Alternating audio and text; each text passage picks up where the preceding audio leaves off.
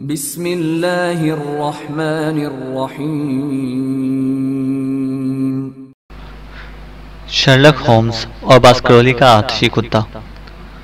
12واں باب، خوفناک چیخیں۔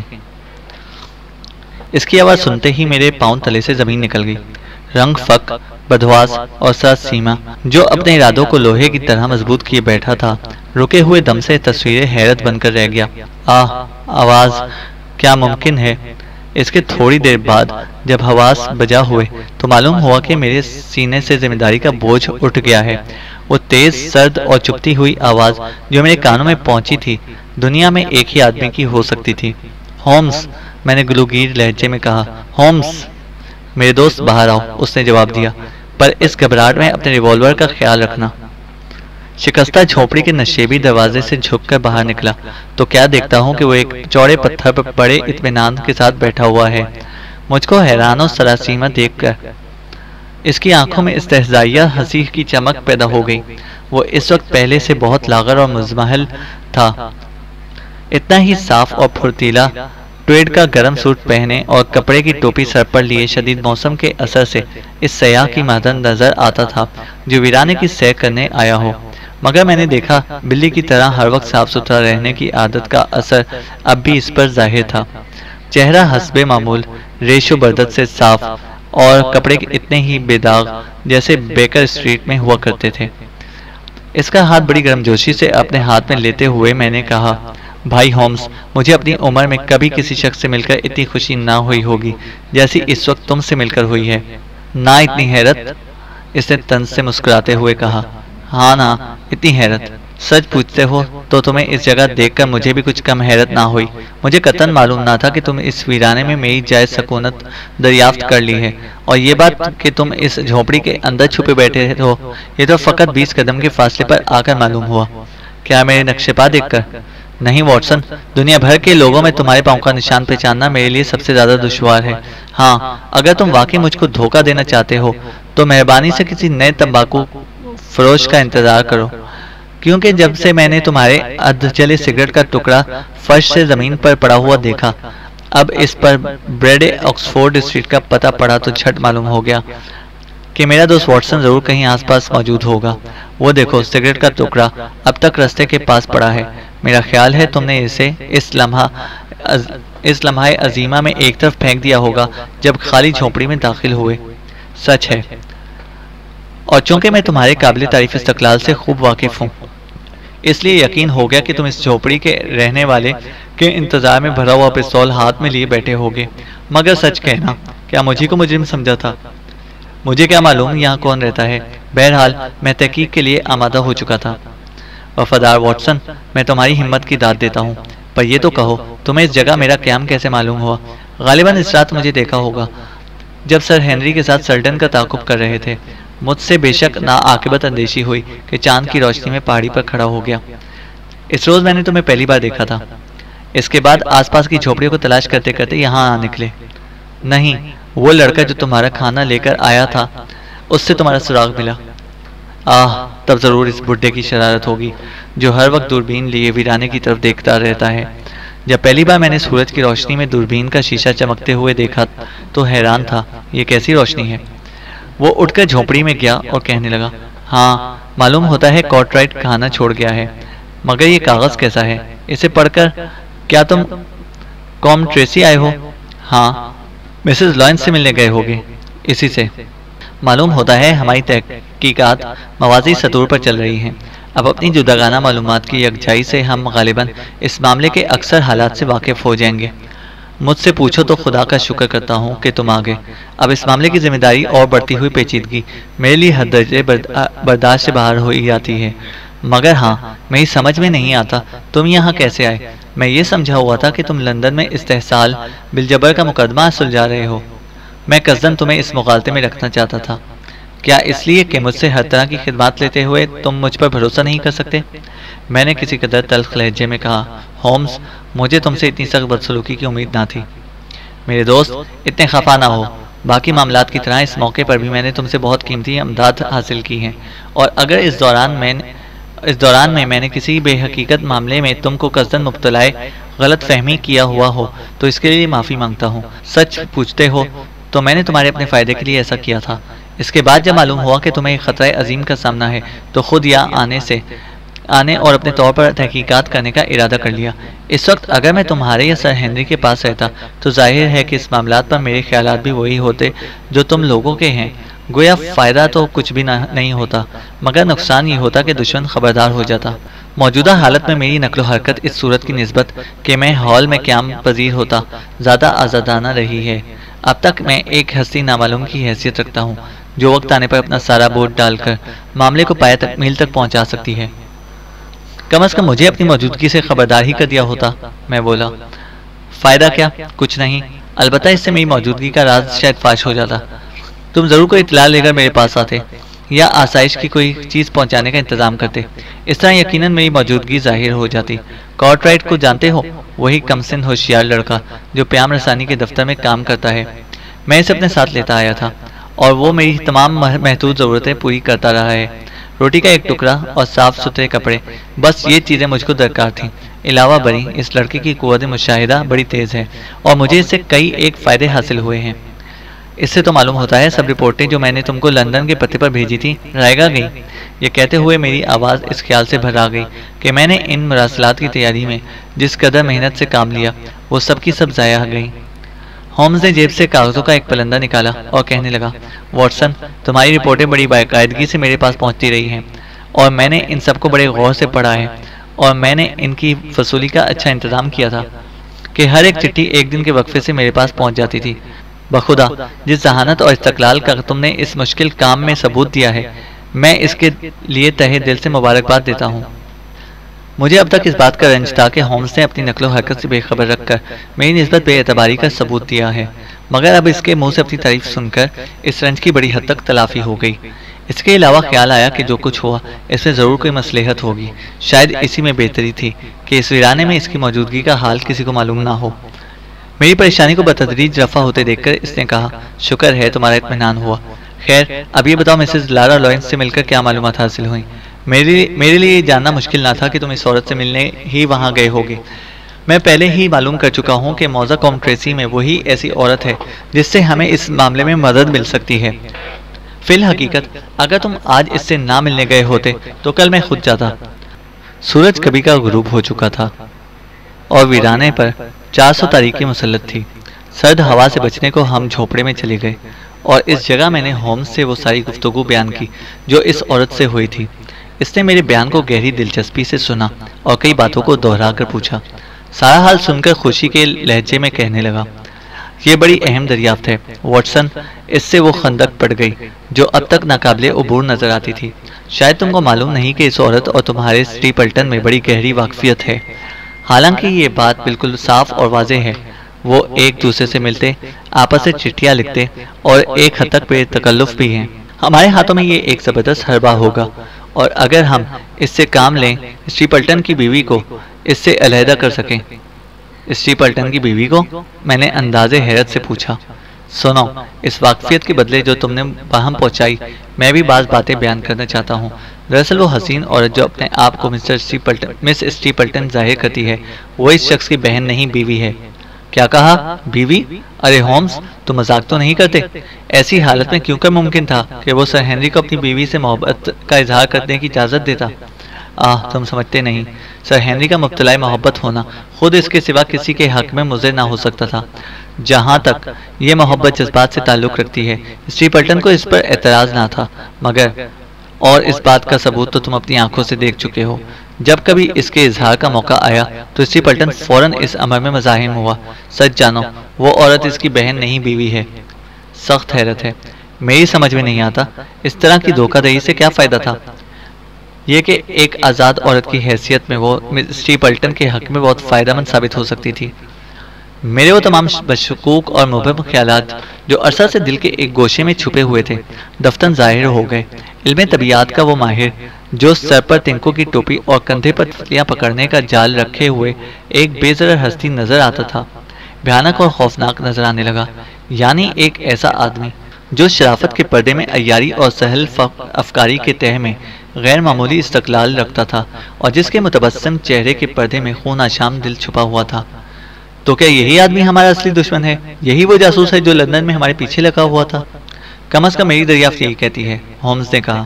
اس صورت میں 2 خط جو سر ہنری کو موصول ہوئے، اس کی بہن یا اس کی بیوی کا لکھا ہوا ہوگا۔ ہاں، اسی کا۔ اس خوفناک اندھیرے میں جو مدت دراز سے میری نظروں کے سامنے چھپا ہوا تھا، بتدریج کینہ انتقام اور صفاقی کی ایک دہشت انگیز تصویر کسی حد تک صاف مگر زیادہ تر مبہم اور دھندلی نظر آنے لگی۔ مگر ہومز، تمہیں اس کا پورا یقین ہے؟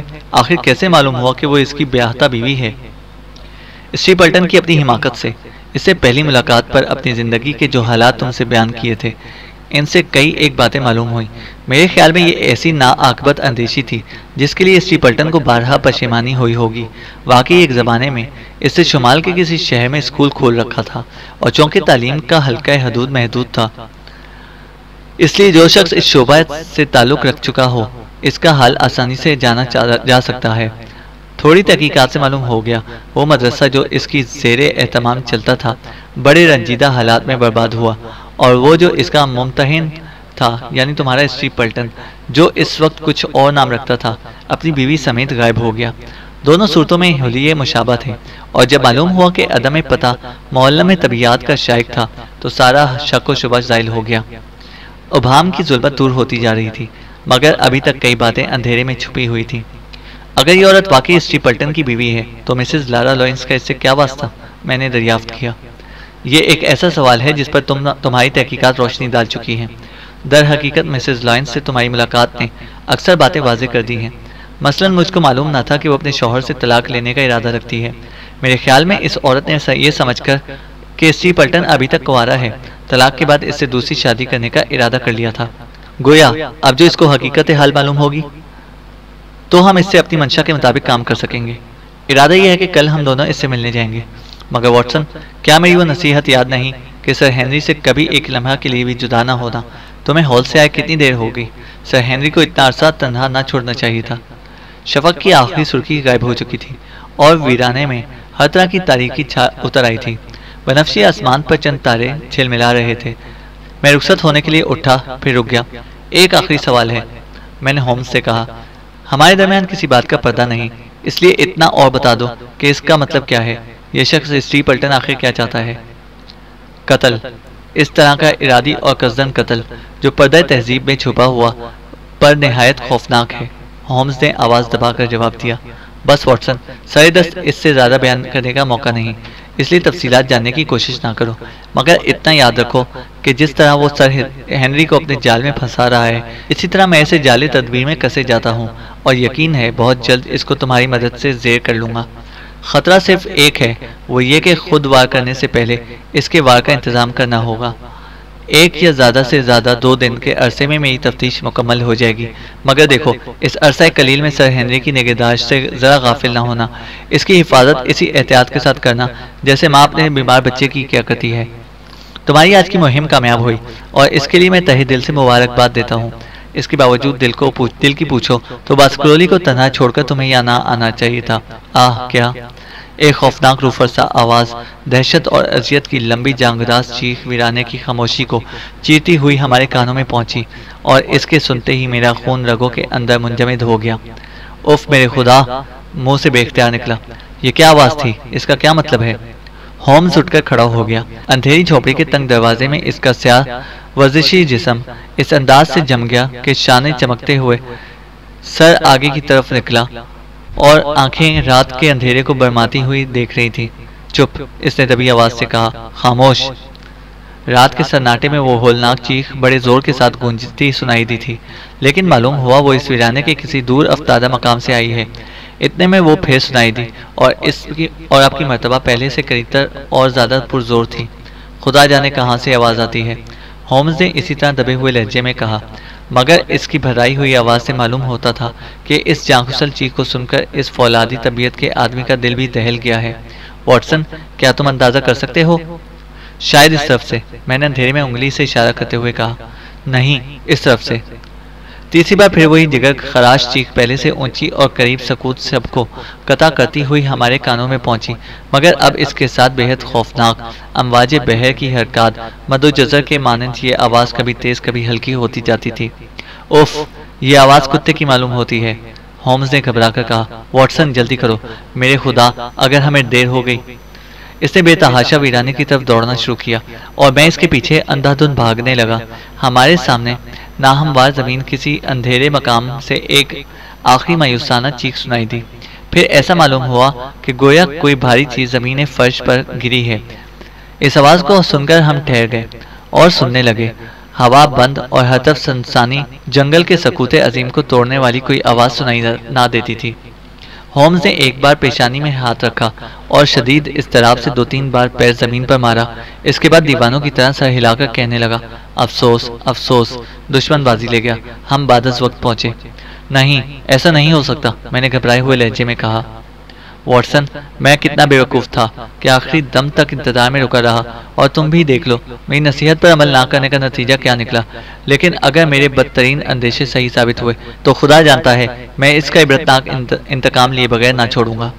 ناہموار پتھروں سے ٹھوکر کھاتے ہم آگے چلے جاتے تھے، کانٹے دار جھاڑیوں سے گزرتے، پہاڑوں پر چڑھتے اور ڈھلوانوں پر اترتے اس سمت میں جا رہے تھے جدھر سے 3 بار وہ آواز خوفناک سنائی دی تھی۔ ہر ایک بلندی پر پہنچ کر ہومز مشتاق نظروں سے چاروں طرف دیکھتا، مگر ویرانے میں گھپ اندھیرا چھایا ہوا تھا اور اس کی ویران سطح پر کوئی چیز متحرک نظر آئی۔ کچھ دیکھا؟ نہیں۔ یہ آواز تھی ایک دردناک مدھم کرا ودا روح کے صدائے جگر دوش سے مشابہ ہمارے کانوں میں پہنچی۔ معلوم ہوا بائیں جانب کسی مقام سے آئی ہے۔ ادھر کچھ نشیبی چٹانیں ہیں جس کے سائے میں بے شمار پتھر بکھرے ہوئے تھے، اور ان پتھروں کی ناہموار سطح پر ایک سیاہ بیڈول چیز تاریکی شب سے زیادہ تاریک نظر آتی تھی۔ چٹان کی بلندی پر کھڑے ہو کر غور سے دیکھا تو دھندلی صورت واضح ہو گئی۔ ایک آدمی اوندھے وہ فرش پر گرا ہوا تھا، سر اندر کو مڑا ہوا، کندھے جھکے ہوئے، اور بدن اس حالت میں گویا زکند لگانا چاہتا ہے۔ مجموعی طور پر اس کی حالت اتنی مذاق خیز تھی کہ یقین نہ ہوتا تھا۔ وہ آخری کرا جو ہمارے کانوں میں پہنچی روح کے بدن سے پرواز کرنے کی آواز تھی، مگر اب وہ جسم تودہ خاک کی طرح بے حرکت تھا۔ کوئی آواز، حرکت یا سرسراہٹ ظاہر نہ ہوتی تھی۔ ہومز نے جھک کر اس پر ہاتھ رکھا، فوراً ہٹا لیا۔ اس کے ساتھ ہی منہ سے خوف کی آواز نکلی۔ میرے کہنے پر اس نے دیا سلائی روشن کی تو دیکھا اس کی انگلیاں خون سے آلودہ تھیں۔ زمین کے اس مقام پر جہاں بدنصیب مرنے والے کا سر تھا، خون کا چھوٹا سا چشمہ ظاہر کرتا تھا کہ کھوپڑی ٹوٹ گئی ہے۔ دیا سلائی کے اس عزیز زرد شعلے میں ایک بات اور بھی نظر آئی جس سے ہمارے دل سینوں کے اندر بیٹھ گئے۔ یہ لاش ہمارے غم نصیب سر ہنری باسکرولی کی تھی۔ ناممکن تھا کہ ہم اس سرخی مائل ٹویڈ سوٹ کو بھول جاتے جو سر ہنری نے اس یادگار صبح کو پہنا ہوا تھا جب وہ 12 اول بیکر اسٹریٹ میں ہم سے ملنے کے لیے آئے۔ جھلملاتی ہوئی روشنی میں ہم نے اس سوٹ کو ایک نظر دیکھا۔ اس کے بعد دیا سلائی بجھ گئی اور اس کے ساتھ ہماری امیدوں کا چراغ بھی گل ہو گیا۔ ہومز کے منہ سے بے اختیار کراہنے کی آواز نکلی۔ اندھیری رات میں اس کا چہرہ سنگ مرمر کی طرح سفید نظر آتا تھا۔ او وحشی، وحشی! میں نے زور سے ہاتھوں کی مٹھیاں کستے ہوئے مجرم کو غائبانہ مخاطب کر کے کہا، ہومز، میں اپنی عمر بھر میں یہ خطا نہ بھولوں گا کہ جوش حماقت سے اس کو تنہا چھوڑ کر چلا آیا۔ واٹسن، تم سے زیادہ قصوروار میں ہوں جس کی تکمیل کرنے میں اندھا ہو کر موکل کی جان کی پرواہ نہ کی۔ واللہ یہ میری زندگی کی سب سے شرمناک ناکامی ہے، مگر اس کے ساتھ ہی میں کیوں کر جان سکتا تھا کہ وہ میری بار بار کی نصیحت کو نظر انداز کر کے رات کے اندھیرے میں تنہا اس ویرانے میں قدم رکھنے کی جرات کرے گا۔ اور چیخیں، اف میرے خدا، کیسی دردناک چیخیں! افسوس ان کانوں نے سر ہنری کو مدد کے لیے پکارتے ہوئے سنا اور ہم کچھ نہ کر سکے۔ خدا جانے وہ ناپاک کتا کہاں ہے جو میرے دوست کی ہلاکت کا باعث ہوا۔ کہیں ان پہاڑیوں کے آس پاس پھر رہا ہوگا، کاش مل جائے۔ اور اسٹیپلٹن، ہاں اسٹیپلٹن کہاں ہے؟ بخدا اسے اپنے جرموں کا بہت جلد جواب دینا ہوگا۔ انصاف کی قسم، میں اس کا انتقام لیے بغیر نہ چھوڑوں گا۔ کیا غضب ہے کہ چچا اور بھتیجا یکے بعد دیگرے قتل کیے گئے۔ ایک محض اس کتے کو دیکھ کر شدت خوف سے مر گیا جسے وہ فوق الفطرت خیال کرتا تھا، اور دوسرا اسے بچنے کی کوشش میں ہلاک ہوا۔ مگر واٹسن، سب سے زیادہ ضرورت اس بات کی ہے کہ اسٹیپلٹن اور اس کتے کا تعلق باہمی ثابت کیا جائے۔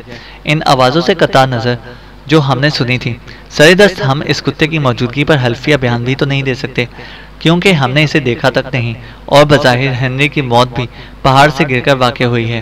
مگر کچھ ہو جائے، دشمن کتنا بھی عیار کیوں نہ ہو، 24 گھنٹے کے اندر اندر سارے ثبوت فراہم کر کے اسے گرفتار کر لوں تو تبھی۔ ہم اس بگڑی ہوئی لاش کے سرہانے تھوڑی اونچائی پر دل شکستہ اور مزمحل کھڑے تھے۔ اس خوفناک سانے نے ہمارے بوجھ ہمارے دلوں پر ڈال دیا۔ وہ کیا عمر بھر ہلکا ہو سکتا تھا؟ کسی قبطی کے اس لمبی تحقیق اور اس محنت شاکہ کا خاتمہ اسے دردناک طریقے سے ہوگا۔ چاند نکل آیا تھا۔ اس چوٹی پر کھڑے ہو کر جس سے گر کر ہمارا بدنصیب دوست عالم شباب میں ہلاک ہوا، ہم نے ویرانے پر چاروں طرف نظر ڈالی۔ کچھ حصے میں چاندنی پھیلی ہوئی تھی، مگر باقی اب بھی سنسان اندھیرے میں چھپا ہوا تھا۔ بہت دور موزہ گرمپن میں اس سمت میں ایک مستقل زرد روشنی نظر آتی تھی، جو شاید اسٹیپلٹن کے مکان میں کسی لیمپ کی ہوگی۔ میرے منہ سے کلمہ جوش سے نکلا، اور اس کی طرف دیکھتے ہوئے غضب سے مٹھی ہلا کر میں نے کہا، ظالم، بے رحم، کیوں نہ ابھی تجھ کو گرفتار کر لیا جائے؟ واٹسن، صبر کرو، ہومز نے کہا، ابھی ہماری تحقیقات نامکمل ہیں۔ ایسے عیار دشمن کا ہم گرفتاری کے بعد بھی جب ثبوت مہیا نہ ہو جائے اس وقت تک کچھ نہیں بگاڑ سکتے۔ عدالت ہمیشہ ثبوت چاہتی ہے، معلومات کو وقت نہیں دیتی۔ یاد رکھو، اگر ہم سے ذرا غلطی ہو گئی تو وہ اب بھی بچ کر نکل جائے گا۔ پھر کیا کرنا چاہیے؟ اب جو کچھ کرنا ہے کل ہی کیا جائے گا۔ آج رات اس کے سوا کیا ہو سکتا ہے کہ ہم اپنے بدنصیب دوست کے کفن دفن کا انتظام کریں۔ عمودی ڈھلوان سے اتر کر ہم اس لاش کے پاس پہنچے جو چاند کی روشنی میں پتھروں پر سیاہ اور بے حرکت پڑی تھی۔ اس گردن کو جو ہمیشہ غرور و نخوت سے سیدھی رہا کرتی تھی، خمیدہ اور خاک آلود دیکھ کر میرے دل میں زور کی ٹیس اٹھی اور آنکھیں اشک آلود ہو گئی۔ کسی کو مدد کے لیے بلانا چاہیے، میں نے بھرائے ہوئے لہجے میں کہا۔ ہم دو آدمی سے اٹھا کر ہال تک نہ لے جا سکیں گے۔ ہیں کیا پاگل ہو گئے ہو؟ ہومز نے ایک بار جھک کر بغور دیکھا، اس کے بعد اس کے منہ سے مسرت کی چیخ نکلی اور اس نے دیوانوں کی طرح ہنسنا اور ناچنا شروع کر دیا۔ کبھی میرا ہاتھ اپنے ہاتھ میں لے کر دباتا، کبھی زور سے کہکا لگانے لگتا۔ میں حیران و ششدر اس کے منہ کی طرف دیکھ رہا تھا۔ کیا یہی وہ میرا سختگیر اور لیے دیے رہنے والا دوست ہومز ہے؟ میں نے آج تک اس کی یہ طفلانہ حرکت نہ دیکھی تھی۔ داڑھی، وہ دیوانوں کی طرح ناچتا ہوا کہہ رہا تھا۔ دیکھتے نہیں ہو داڑھی ہے؟ میں نے حیران اور شدت رہ کر پوچھا، کس کی داڑھی ہے؟ واٹسن، کیا ابھی تک نہیں دیکھا؟ یہ لاش بیرونٹ کی نہیں، میرے مفرور ہمسایہ سلڈن کی ہے۔ اضطراب آمیز عجلت سے ہم نے اس لاش کو جو بدستور اوندھے منہ پڑی ہوئی تھی سیدھا کیا۔ بس ایک بار دیکھنا کافی تھا۔ یہ تنگ پیشانی، یہ اندر گھستی ہوئی چھوٹی آنکھیں، یہ مکر آلود خوفناک چہرہ اسی بدنصیب کا تھا جسے ہم نے تعاقب کی رات کو چٹان کے سائے میں کھڑا دیکھا تھا۔ پرنس ٹون کے مفرور قیدی سلڈن کا چہرہ، جسے ایک بار دیکھنے کے بعد فراموش نہ کیا جا سکتا تھا۔ ایک لمحہ کے عرصے میں سب حال واضح ہو گیا۔ یاد آیا کہ ایک دن بیرونٹ نے مجھ سے کہا تھا۔ میں نے اپنے تمام پرانے کپڑے باری مور کو دے دیے۔ معلوم ہوتا ہے باری مور نے وہ چیزیں اس خیال سے سلڈن کو دے دی کہ اسے فرار میں آسانی ہو۔ کوٹ، قمیص، ٹوپی، ہر چیز سر ہنری کی تھی۔ سانحہ اب بھی دردناک تھا، مگر کہاں وہ بات، کہاں یہ۔ اور سچ پوچھیے تو یہ آدمی موت کا مستوجب بھی تھا۔ وہ قانوناً اور انصافاً قابل مرگ قرار پا چکا تھا اور گو بوجہ دنیا کے انصاف سے بچ گیا، تاہم قدرت کے اٹل قانون سے محفوظ نہ رہ سکا۔ آنے واحد میں میرا رنج و غم مسرت اور شکر گزاری میں بدل گیا، اور مختصر لفظوں میں نے کپڑوں کا سارا واقعہ بیان کر دیا۔ سارا حال سن کر وہ کہنے لگا، بس معلوم ہو گیا، وہ کپڑے ہی بدنصیب کی ہلاکت کا موجب ثابت ہوئے۔ معلوم ہوتا ہے سر ہنری کی کوئی چیز، غالباً وہ بوٹ جو لندن کے ہوٹل میں گم ہو گیا تھا، کتے کو دکھایا گیا اور اس کی بو پر کتے نے اس غریب کا تعاقب کیا۔ مگر ایک بات اب بھی میری سمجھ میں نہیں آئی، یعنی اندھیرے میں سلڈن کو کیسا معلوم ہوا کہ کتا اس کے پیچھے لگا ہوا ہے؟ شاید آواز سن کر؟ نہیں، اس عریض ویرانے میں کتے کے بھونکنے کی آواز ایک سنگدل مجرم کو جیسا یہ شخص تھا اتنا خوفزدہ نہیں کر سکتی کہ وہ اس طرح دردناک چیخیں مارتا ہوا اندھا دھند دوڑتا، حالانکہ ایسا کرنے سے گرفتار ہونے کا خوف تھا۔ میرا اندازہ یہ کہتا ہے کہ اس نے کتے کے تعاقب سے خبردار ہونے کے بعد دیر دوڑ دھوپ جاری رکھی۔ بس دیکھنا یہ ہے کہ اسے کتے کا علم کیسے ہوا۔ اس سے بھی گہرا راز میرے نزدیک یہ ہے کہ بالفرض ہمارے قیاسات صحیح ہوں تو کس لیے یہ کہتا؟ میں کسی طرح کے قیاسات کو اپنے دل میں جگہ نہیں دیتا، تاہم یہ عجیب بات ہے کہ وہ کتا آزاد کیوں کھلا پھر رہا تھا؟ میرے خیال میں وہ ہر روز اس طرح کھلا نہیں رہتا۔ اسٹری پلٹن ہرگز اس کو نہ کھلتا اگر اسے اس بات کا یقین نہ ہوتا کہ سر ہنری کسی غرض سے ویرانے میں گئے ہوئے ہوں گے۔ مگر یہ راز اس راز سے بہت آسان ہے۔ تمہارے سوال کا جواب عنقریب مل جائے گا، مگر میرا عقدہ معلوم حل ہو یا نہ ہو، خیر اب سر دست یہ سوچنا چاہیے کہ اس بد نصیب کی لاش کا کیا کیا جائے۔ یہاں ویرانے میں اس کو چیل کووں کا شکار ہونے کے لیے چھوڑنا بے رحمی ہے۔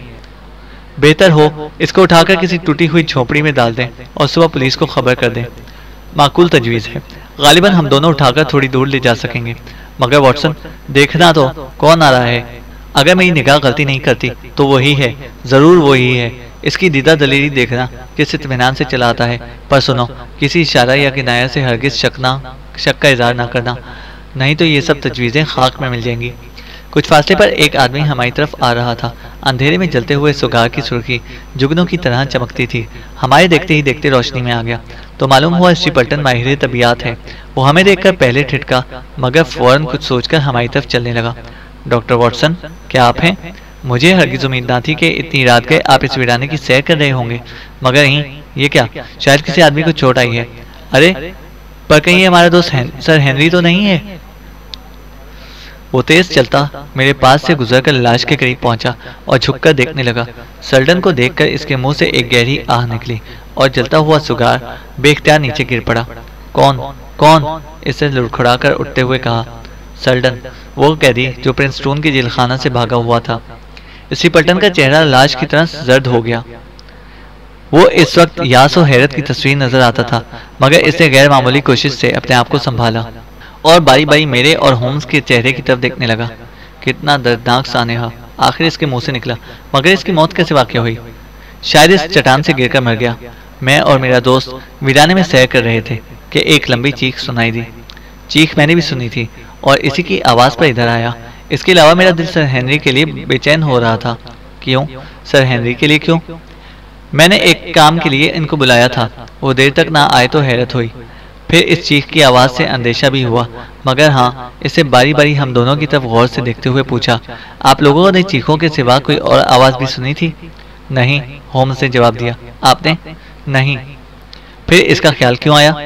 اس ویرانے کے لوگوں میں ایک خوفناک آتشی کتے کے بارے میں جو کبھی کبھی پھرتا ہوا نظر آتا ہے، عجیب طرح کی باتیں پھیلی ہوئی ہیں۔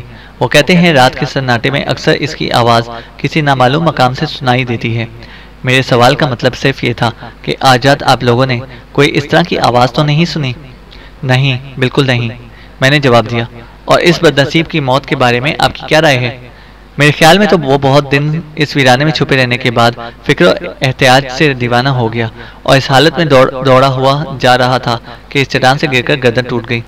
بس یہی بات ہوگی؟ اسٹری پلٹن نے لمبی گہری سانس لے کر کہا، جس سے معلوم ہوتا تھا میرے بیان سے اس کی پریشانی بڑی حد تک دور ہو گئی۔ مسٹر شرلک ہومز، آپ کی کیا رائے ہے؟ میرے دوست نے جھک کر تکلفانہ سلام کیا اور ہنس کر کہا، آپ میں لوگوں کے پہچاننے کا مادہ خوب ہے۔ دراصل جب سے ڈاکٹر واٹسن یہاں آئے ہم سب کو آپ کی تشریف آوری کا انتظار کر رہے تھے۔ اسٹری پلٹن نے کہا، یہاں آ کر ایک سانحہ آپ نے بھی دیکھ لیا جس کا مجھے سخت رنج ہے۔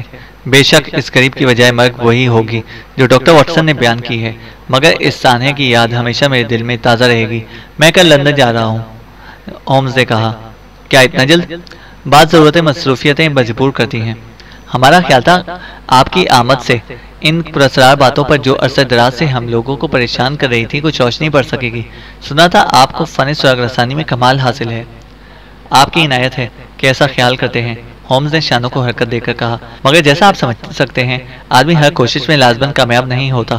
اس کے علاوہ تحقیقات کے لیے روایتوں یا افواہوں کی نہیں، واقعات کی ضرورت ہوتی ہے۔ جہاں تک میں دیکھ سکتا ہوں موجودہ معاملے میں کوئی بات ایسی نظر نہیں آتی جس کی بنا پر عمل کیا جا سکے۔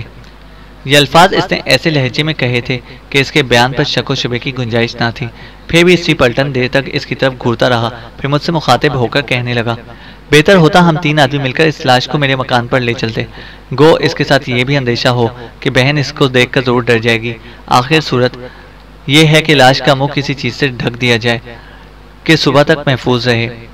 اسی طرح کیا گیا اور گوسٹری پلٹن نے بہت زور دیا کہ آپ لوگ تھوڑی دیر کو غریب خانے پر چلے، مگر ہم نے نرمی اور استقلال کے ساتھ اس کی دعوت نامنظور کی۔ اس کے بعد ہم دونوں بسکرولی ہال کی طرف چلے اور وہ اکیلا اپنے مکان کو ہو لیا۔ تھوڑی دور جا کر ہم نے اپنے پیچھے کی طرف دیکھا تو وہ بڑے اطمینان سے چلتا ہوا میری پٹ ہاؤس کی طرف جا رہا تھا۔ نکھری ہوئی چاندنی میں اس کے اور ہمارے درمیان پہاڑی کی رو پہلی ڈھلان پر ایک داغ سیال نظر آتا تھا۔ یہ اس بد نصیب کی لاش تھی جس کی موت ایک بھیانک حالات میں واقع ہوئی۔